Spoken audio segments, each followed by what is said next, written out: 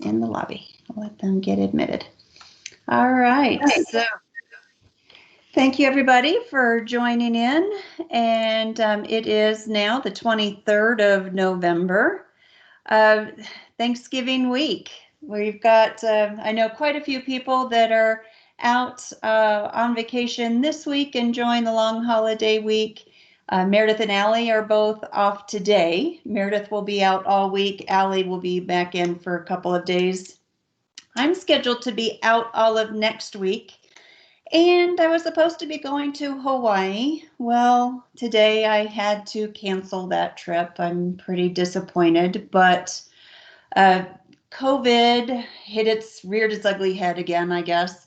Here in Colorado, our numbers are spiking and rapid tests are not readily available now. We can't get our testing back fast enough for us to have the 72 hours and arrive with our test results in place. So felt that it was better to go ahead and postpone this trip for right now. So still planning on taking next week off just to have some time off and enjoy with family. And my grandkids are doing online schooling next week. So we'll see what that looks like. I know many of you are exploring that as well, as the littler kids are being pulled back to homeschooling or online schooling instead of the in-class learning. So yeah, we'll be navigating these weird waters again through the holidays, and hopefully everything starts settling down. We've had the good news and continue to hear good news on the vaccines, and hoping that those can get FDA approval, get out on the market, start getting that all loaded up. And I've seen a few updates from some cruise lines. Seabourn put out an update. Sorry, my eyes are watering. Put an update last week that they've had the suspend some cruises that are over 8 days. So I sent that out earlier. I think Meredith sent out the update on Friday on the FCC number vouchers that we have on file. So if you have any of those, we have those on record. We are still seeing invoices coming through, which is great. I think you guys are seeing some bookings. I think we're still working through rebookings and just trying to get people and get their travel set.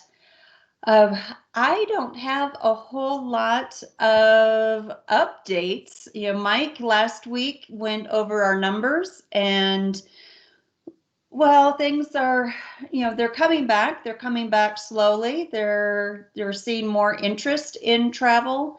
We're definitely seeing the interest in private travel, private homes, private yachts, private jets. So that's all great. We've had some nice, good bookings come in. We had several of you that had some sizable invoices that you got done last week, whether they were families or small groups. So that was all nice to see. Things that I know you've been working on for a long time, and they're just now starting to come together, which is great. We're still seeing some of those that are now having to cancel and delay and rebook, and it seems like the same wheel just keeps on spinning. Shirley, I see that you have your hand up. Is there something you wanted to jump in? I just wanted to remind everyone to look at Seabourn. There are a lot of cruises, which this week, I got just this morning, or last week, I had booked some people for 22, Australia, New Zealand.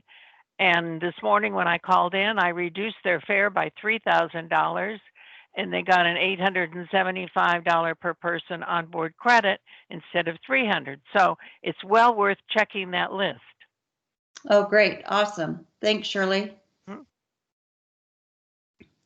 And I need to come over here. I think we've got...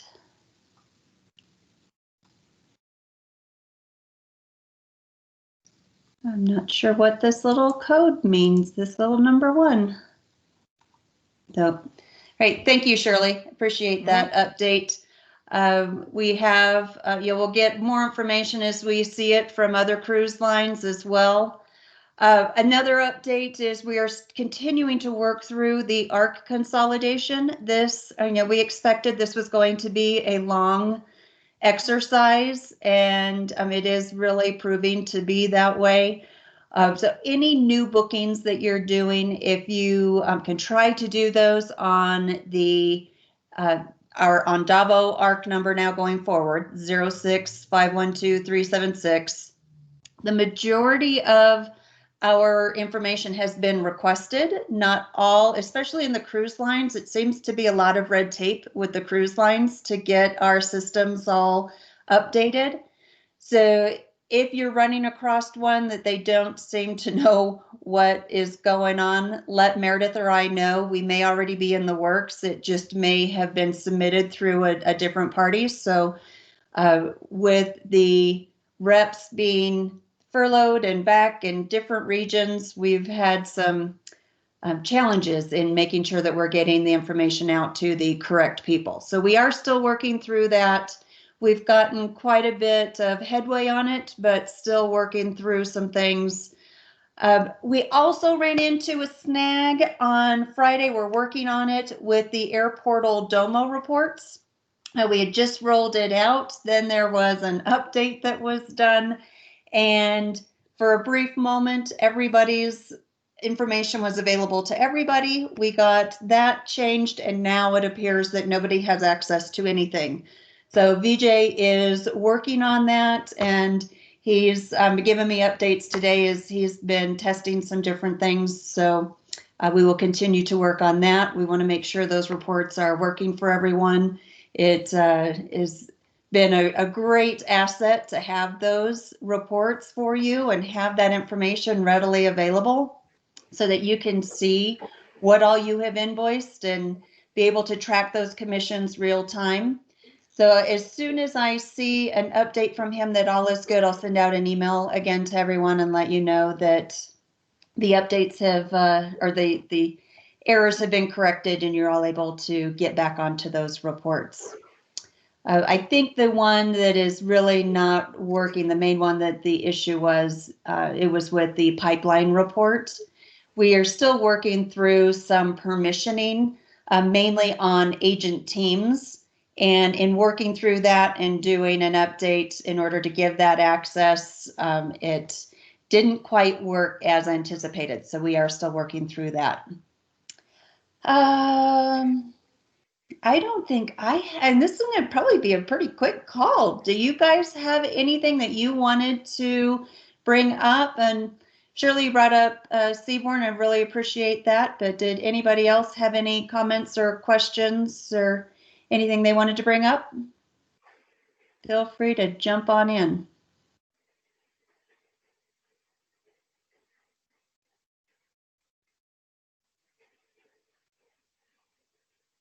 Or type it in the chat box. There's a little chat right next to where the hand is. You can type any comments in there.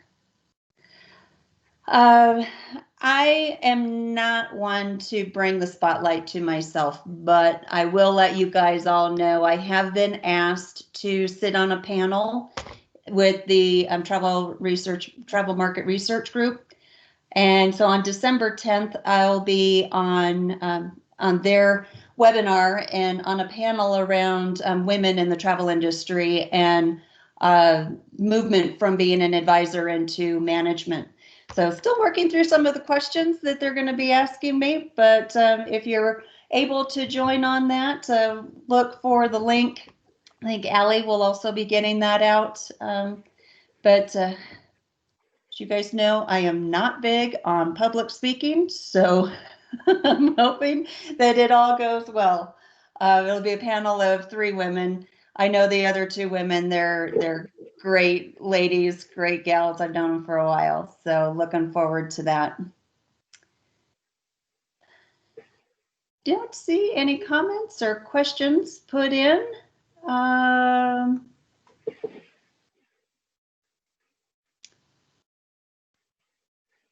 Oh, I do want to let you guys know we did not, because of the conversation with Mike last week, Allie put out the link to our recording from last week, but we did decide that we are not going to post that on our YouTube channel because Mike did in that meeting mention our relationship with an online booking company that we're partnering with, and due to the confidentiality nature of that relationship, we don't have that one posted. But she has internally shared that link. Please do not share that link outside because we do want to keep that information confidential. All of our other meetings we will have recorded and have on our YouTube channel. And Allie will continue to keep that updated.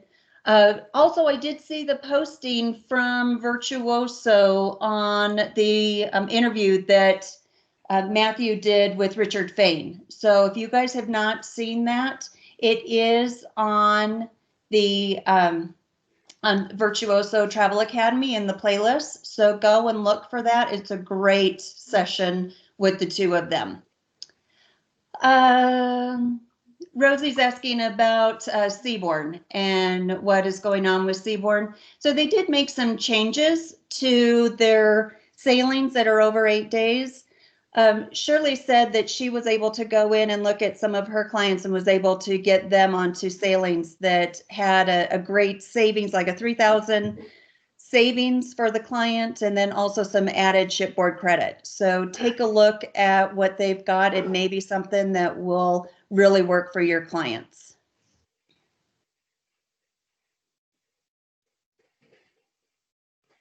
And let's see, I don't see any other comments here. For those of you on Apollo, Kelly is still working through the Q categories for the automation. It is not overwriting any categories that you would have used before. It is just adding in those standardized categories that we've had put in place for the automation to work, the auto schedule changes and the Q sorts. And so Kelly will be working through those. Kelly, I'm gonna put you on the spot, but and you can type it into the chat if you'd like. Have you worked through, or are you working on a specific pseudo city right now? Where are you on that? I know you were going to get started on the 1N2P. I don't know exactly where you are on that project. So just if you want to type that in, that would be great. And we'll get everybody updated on that. And then after Thanksgiving, Meredith will be working through getting the schedule for some trainings for some of the other automations, for updates to Air Portal. And I just want to talk through what some of these new system enhancements will do for you. It is a bit of giving up some controls of the booking, or not the booking process, the ticketing process, and allowing technology to work for you. And so what we're rolling out is the automated international air desk. So as you're booking your flights, you'll queue them off. The international contracts will be audited and applied, and then the commissions will be given to you. There is always an opportunity to override something, but what this does is puts the automation in control of requesting the contract, also puts the debit memo liability on the automation. Beyond that, it helps you in just freeing up some of that data entry. You can enter your service fees into your Air Portal settings, which I know most of you are saying, I don't even know what that means. We'll go through that and do a training with you on where you can create your standard service fees. So if you always charge $50 for an international airline ticket, you can have that listed in Air Portal as a service fee structure. And then every time you queue that record off, it sees it's an international ticket, it will automatically charge that $50 based on your settings that you have without you having to go through the service fee script in addition to queuing off the ticket. So time saver there. There's different parameters that you can put in place for your service fees. You can have a service fee for domestic, a service fee for international, a service fee for hotel only, and then you could have other service fees that you want to put in place as well. So we'll do more trainings around that, but it is a way for you to free up some of your time, have automation do those repetitive functions for you. If you're wanting to do $150 or $500 service fee for a trip, you can still do that. You would just put in the service fee override and then send it through. So it really is meant to free up some time and take away some of those repetitive things that are easily done by automation. And so we'll get more information on that and what you need to do when you go through those settings. The other thing that we're working on is getting you a guide as to what you can put in as far as agency contacts for yourself. So that would be the phone number, the email address, if you want anything listed for after hours. All of these settings that have been available to us, we've just never really used Air Portal in that aspect, but it's available. And so if you want to use it, we want you to be able to use it. So we will put that in place. Kelly is still working on 1N2P. She needs to get that finished up. And then still working on 1X9G. So for those of you on Apollo, she is working through those pseudo cities. And Hannah asked if we put in a standard service fee, can we override it? Yes, so you can have your standard like air ticketing fees. So if you have a standard fee for domestic, a standard fee for international, you can have those in and it will just automatically read those if there's not already a service fee line populated.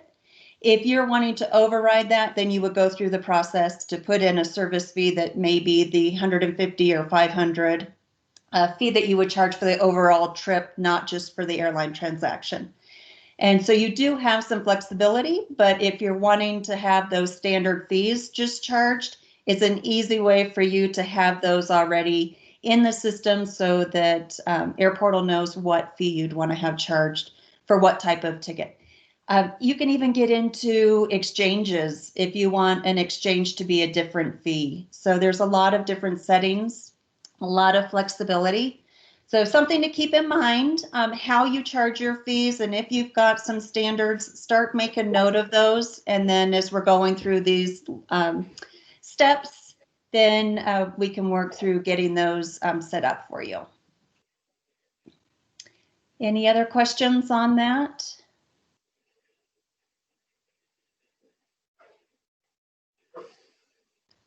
Will this be available for Sabre? It is available for Sabre. So that is part of our auto ticketing and complete, which goes across any of our GDSs. And so that is something that you can put in place even if you are on Sabre. Great question.